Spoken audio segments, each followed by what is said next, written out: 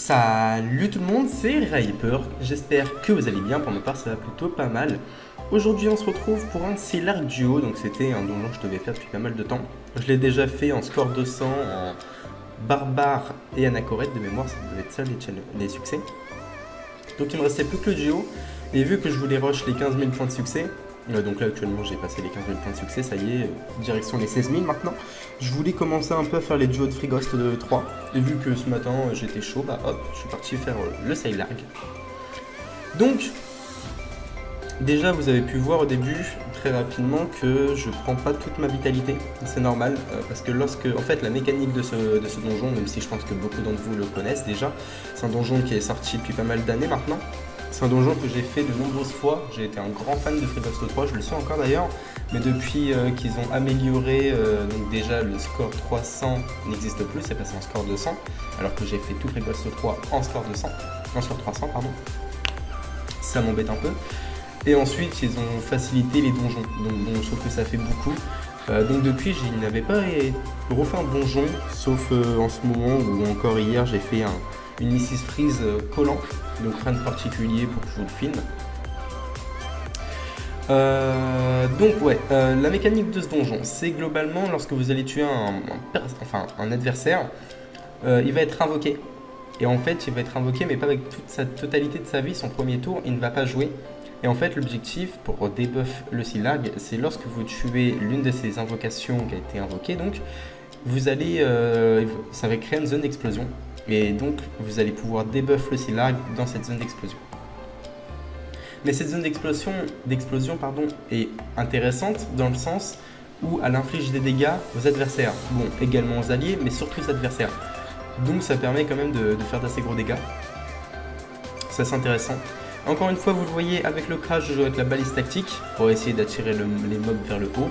Les Nutrof, je joue avec un peu de râle. Comme ça, au moins, je peux réussir à mettre le Sealarg à distance. Le Sealarg, il faut toujours le kick PO. D'où le fait que je joue lancer de pelle et non lancer de bêche. Qui va me permettre en fait de faire... lorsque la clé réductrice n'est plus active sur le boss, l'intervalle de relance, en fait, je en profite et je mets une lancée de pelle. Donc là, je réfléchis, c'est assez compliqué. J'ai dû faire 5 tentats, je crois, mais ça faisait très longtemps. Je repousse le Sealarg.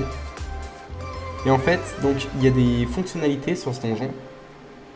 Alors, le Mécanofuchs, qui est le petit renard tout derrière, le plus loin actuellement, c'est... donc il a des faiblesses terre et des résistances air. Et en fait il a un buff pendant 2 tours qui consiste à, lorsque vous le tapez, il repousse tout le monde en ligne et en diagonale. Donc au début vous avez pu le voir, j'ai mis des gros 2 pouces sur le bricoleur. Et c'est lié à ça tout simplement. Le Mansordid c'est pareil, il a également un buff qui dure 2 tours sur 3. Donc au 3e tour il n'a plus rien et après il relance. Qui consiste en fait à soigner ses alliés et à vous taper lorsque vous le... Non, ça vous tape uniquement d'ailleurs, ça ne soigne pas les alliés, mais dès que vous êtes en ligne avec lui, ça vous tape, dès que vous le tapez. Et le Bricoglour, il n'a rien de particulier, mais juste un état indéplaçable. Il a des faiblesses feu, résistance terre, et le Manceau a des faiblesses air et des résistances feu, je crois. Ouais, ça doit être ça. Donc là, je claque la retraite. Donc là, vous voyez, si je tapais sur le Manceau, ça le soin. Vous voyez du 600 sur le bricot là. Donc il faut que je tape en mono-cible. Excusez-moi.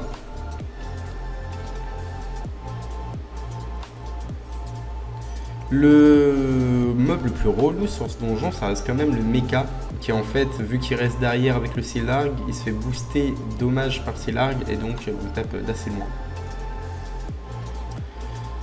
Et oui, donc j'ai pas fini aussi mon explication de tout à l'heure. Lorsque vous tuez un adversaire, la réinvocation de l'adversaire, il faut à tout prix que vous soyez en dessous des 89% de vitalité. C'est pour ça qu'actuellement je ne suis pas avec ma vitalité affichée normalement, mais bien avec la vitalité en pourcentage.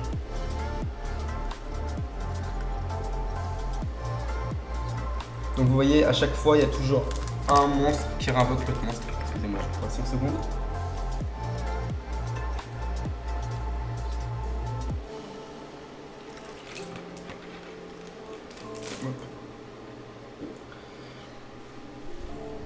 Et donc là, le but en fait, c'est tout simplement de tuer tous les adversaires un par un. Donc là, j'ai tué le bricot. Donc là, je passe sur le manceau.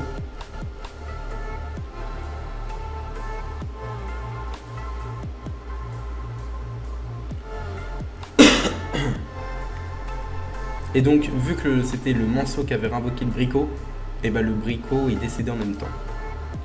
Donc là, il me reste uniquement le mécanofuchs à tuer, puis ensuite le Silargue.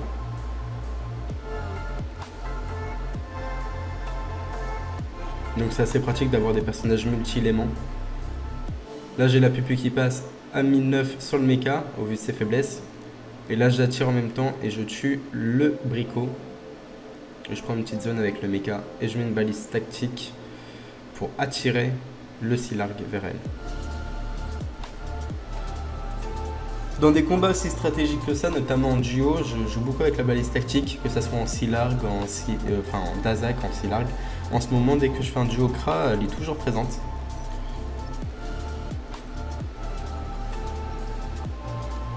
Donc c'est parfait, ça se met en zone.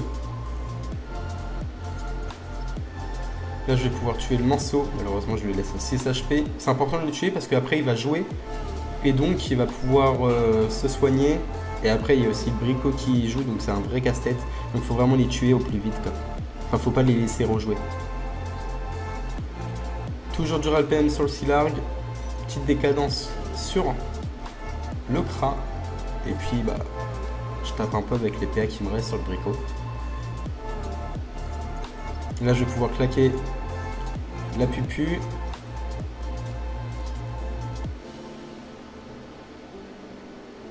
Donc je me tire critique, je pupu et tire de barrage le Silargue. Voilà, donc là il nous reste plus que le Silargue. Oula, comment j'ai prononcé ça? Ça s'est mélangé dans ma bouche, incroyable. Donc toujours du RAL PO parce que là il a plus la clé réduc. Donc là voilà, il en était invulnérable, il faut retuer donc le premier. Donc là c'est le Manceau-Sordide qui a été invoqué en premier. Donc vous voyez, dès qu'on tue le Manceau-Sordide, il y a tout le monde qui bouge. Et là il a pris du 200 de dégâts, mais uniquement parce qu'il était dans la zone du manceau. Il aurait été dans la zone du bricot et du méca, il aurait eu beaucoup plus de dégâts. Là malheureusement le manceau a été réinvoqué au corps à corps du Kra. Donc je préfère jouer la sécurité et sac le Kra. Parce que sinon il va prendre des dégâts.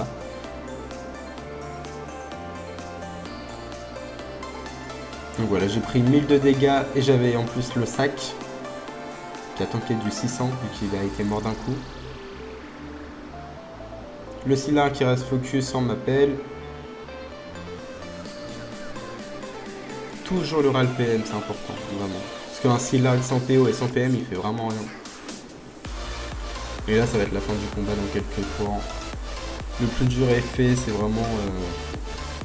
Il n'y a que le Silargue qui joue, quoi. Donc j'essaie de le rapprocher au plus des adversaires pour qu'il prenne des dégâts. Donc là, il prend du 400, c'est déjà un peu mieux. Ça doit être tour 17 que j'ai la pupu expire, je pense, comme ça. Ah non, ça se tour là, je pense, vu que je suis chance. Ouais, c'est ça, je me suis chance et décadence, donc ça doit être ce tour là. Ah non, j'ai que la pupu à ce tour là, ok. Donc petit tir de barrage pour debuff, tir de barrage pour pousser le Silargue, et flèche punitive à mon 1600. À ce tour-ci, j'ai l'expia, il me reste 2700 HP.